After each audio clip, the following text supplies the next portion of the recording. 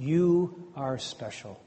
The Wemmicks were small wooden people, and each of the wooden people was carved by a wood carver named Eli. His workshop sat on a hill overlooking their village. Every Wemmick was different. Some had big noses, and others had large eyes. Some were tall, and others were short. Some wore hats, others wore coats, but all were made by the same carver, and all lived in the same village. And all day, every day, the Wemmicks did the same thing.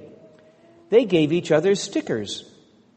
Each Wemmick had a box of golden star stickers and a box of gray dot stickers. Up and down the streets all over the city, people could be seen sticking dots or stars on one another. The pretty ones, those with smooth wood and fine paint, always got stars. But if the wood was rough or the paint chipped, the Wemmicks gave dots. The talented ones got stars, too, while some could lift big sticks high above their head or jump over tall boxes. Still others knew big words or could sing very pretty songs. Everyone gave them stars. Some Wemmicks had stars all over them. Every time they got a star, it made them feel so good that they did something else and got another star. Others, though, could do little. They got dots. Well, Punchinello was one of these. He tried to jump high like the others, but he always fell. And when he fell, the others would gather around him and give him dots. Sometimes when he fell, it would scar his wood, so that people would give him more dots.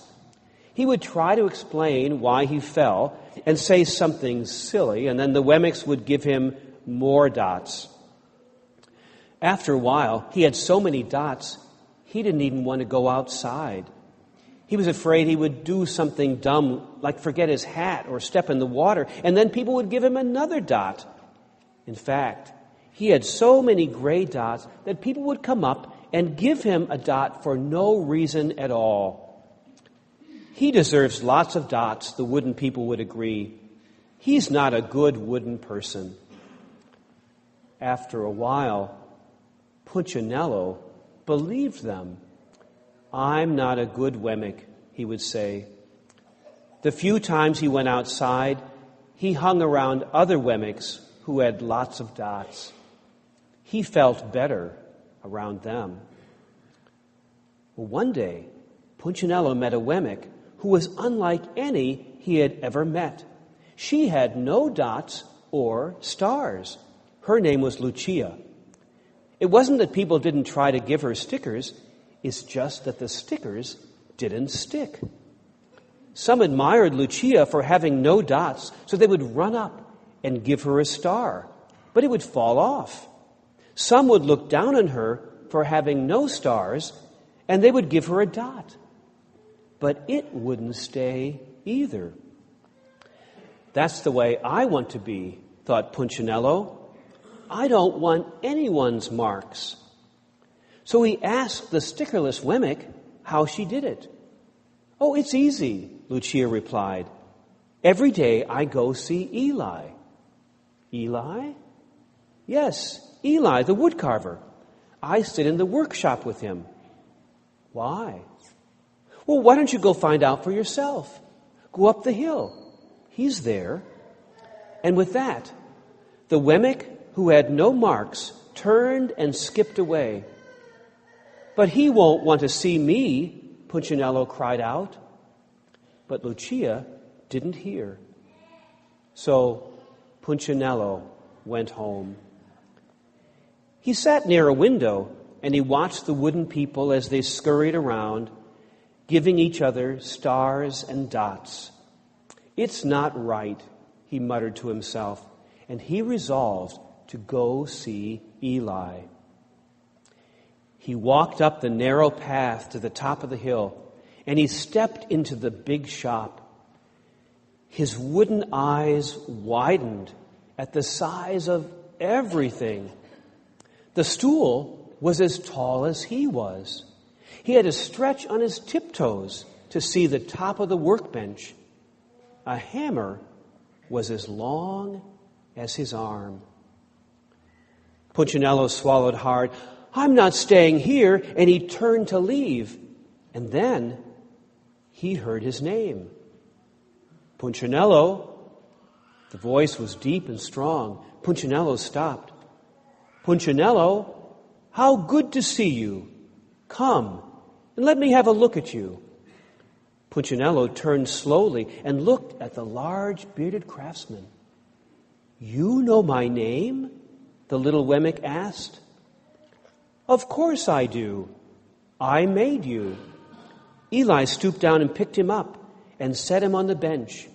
The maker spoke thoughtfully as he inspected the gray circles. Looks like you've been given some bad marks.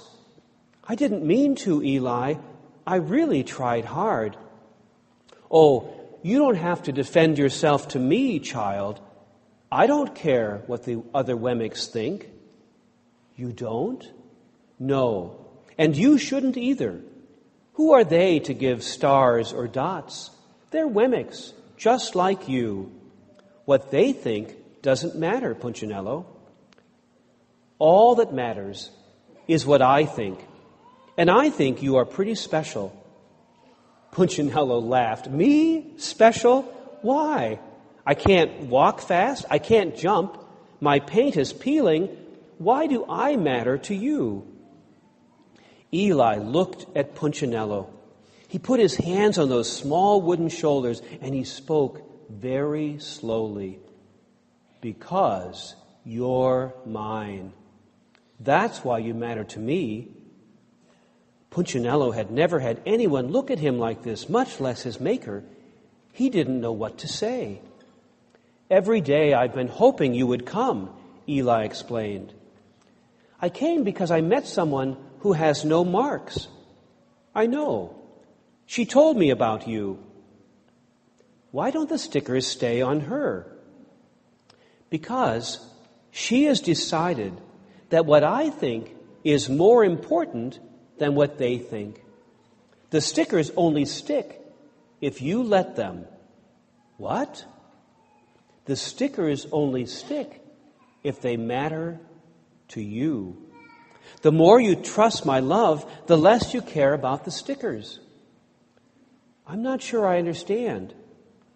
Oh, you will, but it will take time. You've got lots of marks. For now, just come to see me every day and let me remind you how much I care. Eli lifted Punchinello off the bench and set him on the ground. Remember, Eli said as the Wemmick walked out the door, you are special because I made you, and I don't make mistakes. Punchinello didn't stop, but in his heart he thought, I think he really means it. And when he did, a dot fell to the ground.